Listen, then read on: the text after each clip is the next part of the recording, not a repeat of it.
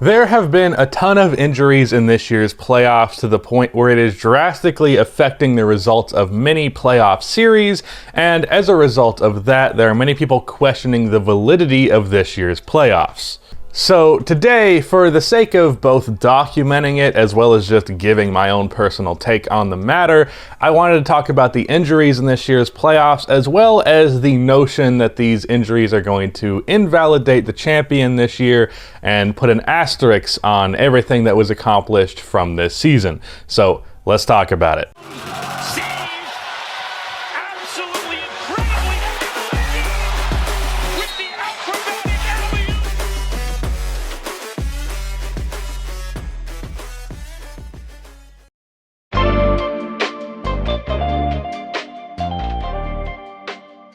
Before I continue on with this video, about half of the people that watch these videos are not subscribed, so if you fall in that 50%, then please subscribe. I am trying to hit 200K on this channel by the end of the year, so your subscription would be much appreciated. Also, drop a like on this video, it only takes 1 second and makes a massive difference, and go subscribe over to my second channel where I am doing post-game reactions every day, and soon to be for the finals, so go check that out. It's actually not going to be every day because the finals aren't every day and one of the conference finals is over, but you get my point. All right, let's just go for a quick summary of the injuries to just the star caliber players in this year's playoffs.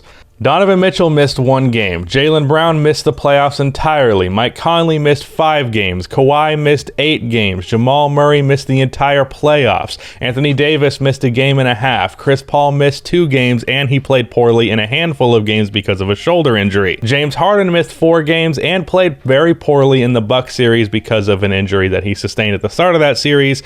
Kyrie Irving missed 3.5 games of the Bucks series. I saw that injury happen in person. That wasn't fun.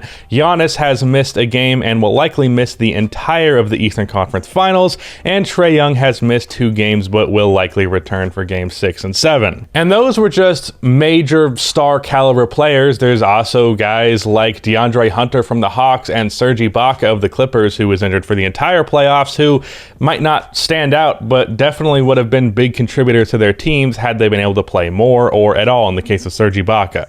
It's safe to say that injury has been a huge factor. If the Nets were healthy in the Bucks series, I think most people would agree that, especially being that it was a close 7-game series, if they were healthy, they would have beat the Bucks, and that would have brought you a different conference finals and likely a different finals as a whole. If the Lakers are fully healthy, well, first of all, if that happened in the regular season, there would have been a different seed, so that would have changed things. But if they were just healthy, fully going to the playoffs and remain that, then I think there's a real chance that they beat the Suns. I don't think it's a certainty like many people do, but I do think that would have helped quite a bit, to be sure. If Jamal Murray plays in the playoffs, I guarantee you that the Suns don't sweep the Nuggets. In fact, I wouldn't be entirely shocked if the Nuggets actually won that series with the healthy Jamal Murray. The Clippers are likely in the finals right now if Kawhi Leonard didn't get his injury, so that is a huge thing. And then the conference finals in the East right now is probably going to be heavily swayed by the injuries that both of the top players on each team have sustained.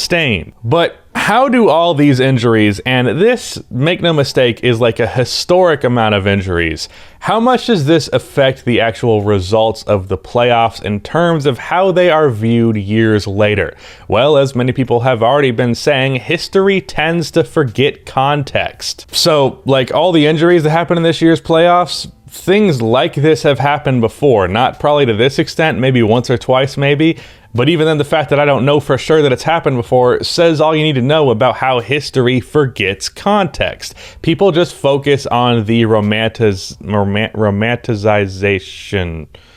I don't know, you know what I mean, of the championship and the championship run. People always remember the good, not the bad, which is a good thing, but that tends to be how it goes with sports and with the NBA through the years. But even not just looking at this from a historical context, does it even really matter that much right now in terms of how people view it? Sure, there are plenty of people doing the corny-ass Mickey Mouse ring thing, but most of us agree that's pretty ridiculous. Not necessarily just that they're invalidating it, but also stop fucking making Mickey Mouse ring jokes. Like, right now, fans are talking through the lens of just a large handful of what ifs, a lot more what ifs than normal. But at the end of the day, all these what ifs are just what ifs. It's not this is the case, it's just this could be the case. And at the end of the day, what is what is, not what you want it to be. Quote me on that. Jacob 2K21. So you can talk about the shit that could have been different all that you want. At the end of the day, what happens is what happens. The result is the result, regardless of if you think some things were just lucky in a team's favor to allow them to get there. A lot of people have been saying the team that's the most healthy is going to be the team that wins the championship, and right now it's looking as though that team might be the Phoenix Suns.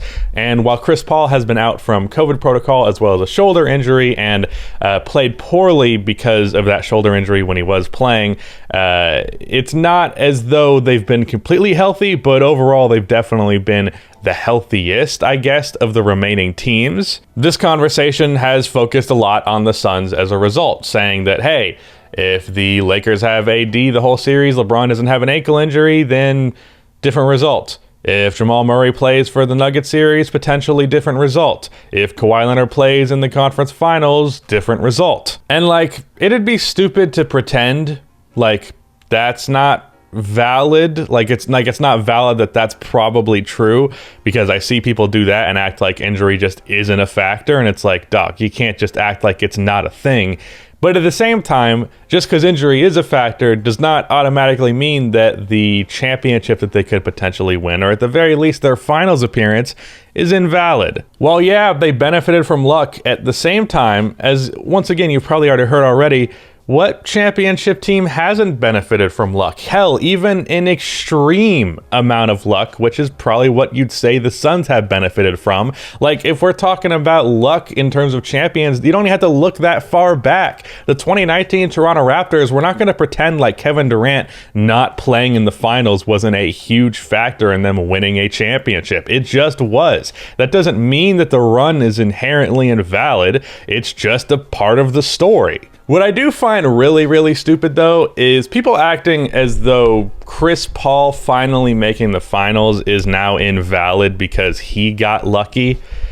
Like, Chris Paul got lucky for fucking once in his career, and now what he has done is invalid. That is kind of infuriating to me, being that Chris Paul has been the unluckiest superstar in the NBA over the last 20 years. Like, if we're talking about injuries and how injuries affect the playoffs, honestly, just look at Chris Paul's track record throughout the playoffs. See how either he or some major player on his team has been injured pretty much every fucking season. If you're trying to recontextualize the playoffs, Chris Paul would be a great lens to look at it through, because there's a million what ifs with that guy in terms of his team going farther than they could have because of injury. So if you're going to give shit to the unluckiest player ever for the first time being lucky, fuck you. That's all I have. I could give you some actual analysis to that, but that's all I got. Fuck you. So from this lens, I don't think that really affects the validity of the championship. I mean, sure, there's more question marks about it, but at the end of the day, what happens is what happens. A team is going to be crowned king, and that team is going to be king until next year, or maybe they repeat. What I'm more interested in over the asterisk conversation, which I always find a little tiresome, I'm more interested in the league's role in this, because there's no denying that the highly condensed games from this season, even if there were 10 less than a regular season, it's clearly taken its toll on the players, and I think that's the main factor in why there have been so many injuries this year. I mean, it's just not a coincidence that this many players, especially star caliber players, are getting hurt. The business side of things clearly came way before the players' health from the league's front office, and this is after NBA Player Association negotiations. So I can only imagine what the league was originally going to try and make happen before those players ended up talking them down a bit.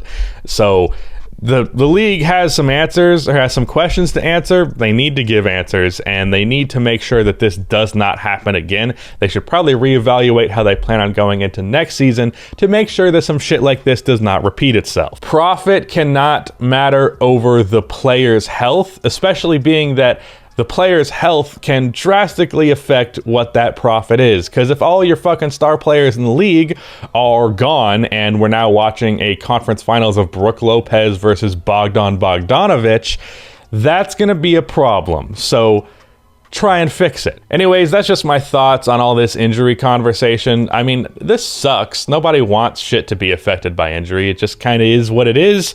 So yeah, that's the playoffs and injury, and it sucks. Shout out to Rudy for editing this video. And that is the end of this video. Please be sure to like and subscribe for NBA content like this, and cue the outro music.